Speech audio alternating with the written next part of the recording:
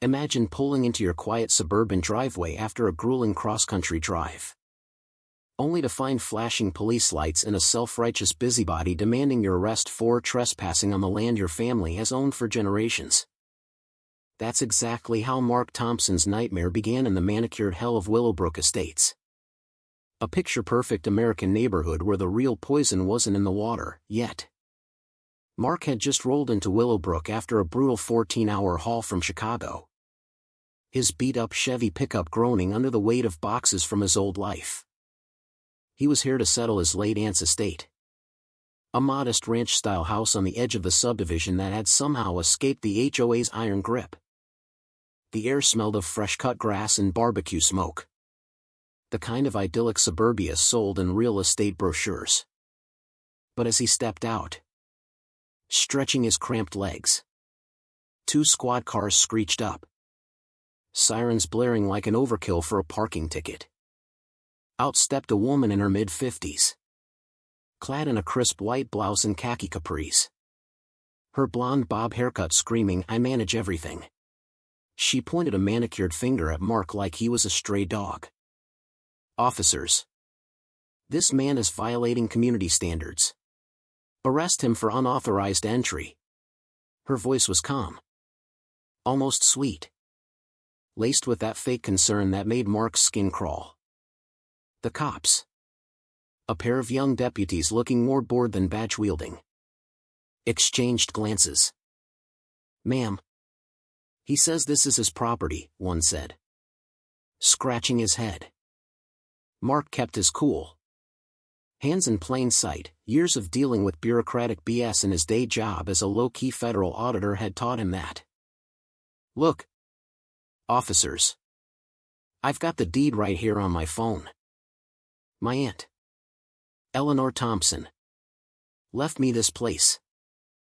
No HOA nonsense applies." He pulled up the scans, watching the woman's face twitch ever so slightly. Her name was Karen Whitaker, president of the Willowbrook HOA for a decade. A title she wore like a crown.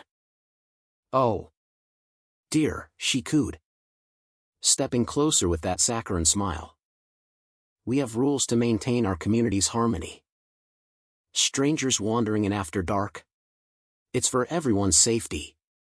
The deputies skimmed the docs, nodded, and backed off with apologies. But as they drove away, Karen lingered, her eyes narrowing. "You think you're clever, Mr. Thompson? This neighborhood thrives on order. Disrupt it, and you'll regret it." Mark just nodded politely. But inside, he was already filing her away, another power-drunk HOA drone who'd soon learn he wasn't some pushover. The next morning, Mark woke to the hum of sprinklers and the distant buzz of lawnmowers. The suburb symphony of enforced perfection. Every house mirrored the next, beige siding, identical mailboxes, lawns shaved to exactly 2.5 inches. It was suffocating. Like living in a dollhouse where the dolls reported each other for mismatched curtains. He sipped coffee on the porch, watching neighbors glance his way with whispered suspicions. Rumors had already spread, thanks to Karen's neighborhood app blasts, painting him as a shady outsider. Maybe even a squatter with a criminal past. "Did you hear? Eleanor's nephew showed up unannounced. Probably here to flip the house and ruin our property values," one post read. Mark ignored it, focusing on sorting his aunt's papers. But by noon, a golf cart whirred up his driveway, Karen's preferred mode of transport. Like a queen on a budget throne, she hopped off, clipboard in hand, her husband trailing like a shadow. "Mr. Thompson," she said, her tone dripping with false sympathy. "I've compiled a list of infractions. We can't have your aunt's neglect dragging down the community." She thrust a sheaf of papers at him, 52 violations. Each more ridiculous than the last. Truck color not an approved pallet, $150 fine. Visible weeds in flower bed, $1.75. Unauthorized bird feeder attracting nuisance wildlife, $200 plus removal. Mark scanned it, chuckling inwardly at the absurdity.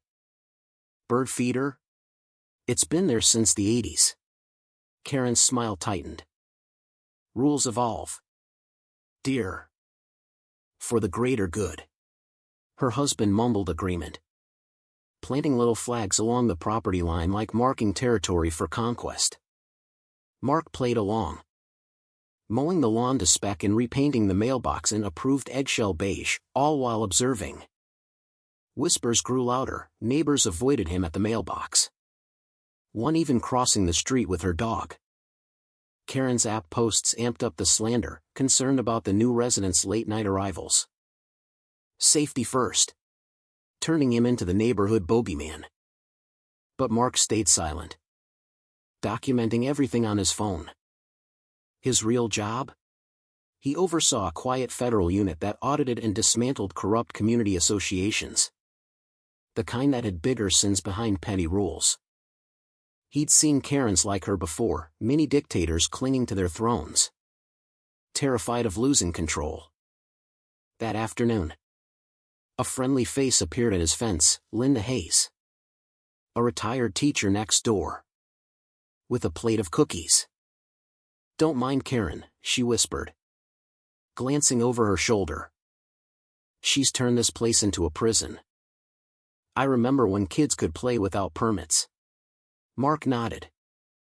Sensing an ally. What's her deal? Linda leaned in. Power. She finds people into submission. Schemes the fees. I've got copies of budgets that don't add up, pool repairs that never happen. Landscaping bills for ghosts. She slipped him a folder later that day. Her hands shaking. Use it wisely. Mark pored over it, inflated invoices. Questionable transfers. Classic embezzlement. But something nagged him, the creek behind his property ran oddly silent. No birds or bugs. Just an oily sheen on the water. His aunt's old cat had died suddenly after lapping from it. Per her journals. A faint chemical whiff hit him during a walk. Not just money, he muttered. This was deeper. Tension simmered as Karen escalated her harassment. One evening. Mark found his truck's tires slashed. A note tucked under the wiper, comply or leave. Neighbors gawked from windows. But no one spoke up. Karen hosted a community meeting in her garage. Her voice booming over a megaphone, we must protect our values from interlopers like Mr. Thompson. Who flouts our sacred covenants. Applause rippled. But Mark overheard mutters, folks tired of her reign but too scared to rebel. He installed discreet trail cams around the property. The kind he'd used in audits to catch fraudsters red-handed.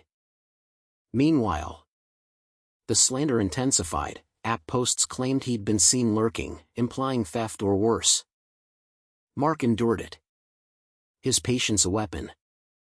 Replying to fines with polite appeals that exposed her nitpicking. Dear Mrs.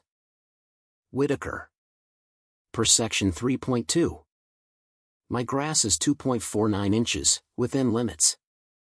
Perhaps recalibrate your ruler. Her responses grew snippier, don't play games. Mr. Thompson. Order must prevail. Dark humor crept in, Mark imagined her measuring blades of grass at midnight. A satirical queen of absurdity. Linda confided more, she's scared of audits. Her husband's company handles waste management, shady deals. That night, Mark's cams pinged. At 2 a.m. Shadowy figures in coveralls dumped barrels into a pit near the creek. Overseen by Karen's husband. The liquid gleamed toxically under moonlight.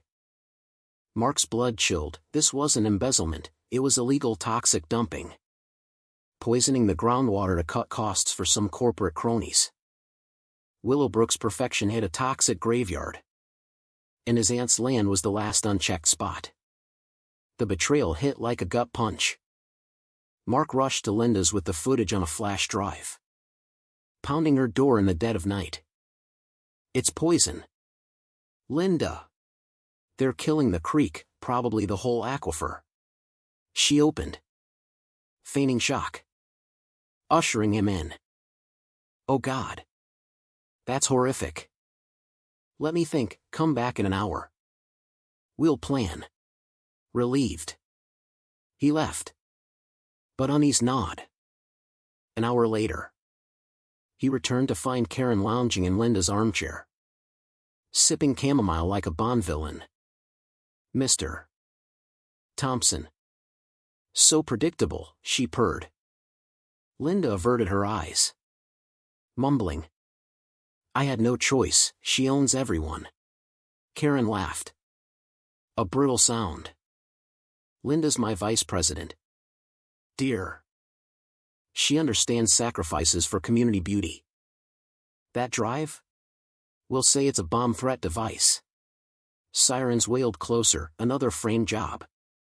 Mark's world spun, the ally was a plant. The slander a setup. "You're poisoning your own backyard for what? Kickbacks?" Karen's face twisted in mock offense. "Progress requires tough choices. Unlike you. Sullying our peace." As cops sneered. Mark snarled. "Your order is just a mask for greed." He smashed a vase for distraction. Diving through a side window into the night.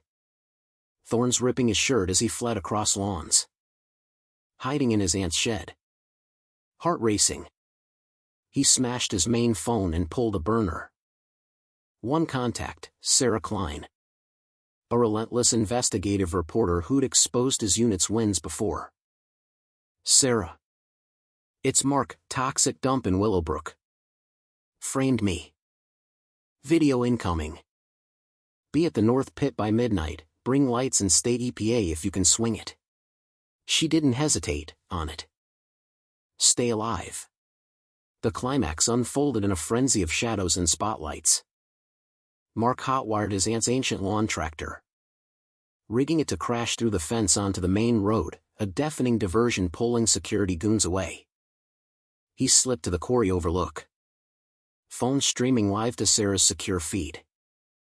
Below. Karen directed the dump. Her face smug under floodlights. Chatting with a suited exec about discreet disposals. Trucks unloaded barrels of sludge. The air reeking of chemicals. Then. Headlights pierced the dark, Sarah's news van. Blaring high beams. Camera rolling. This is Sarah Klein. Live, exposing Willowbrook HOA's toxic secret. EPA agents piled out. Badges flashing. Karen froze. Her confident smirk shattering into panic. Mouth agape in shock. "This is private property," she screeched. But the exec bolted. Leaving her flailing. Workers scattered as cameras captured the barrels tipping. Poison glugging out. Karen lunged at a cameraman. Face contorted in rage, "Turn that off. I built this community." But agents cuffed her mid-rant. Her khakis muddied in the filth she'd created. Mark emerged from hiding. Handing over the drive. "Game over. Karen.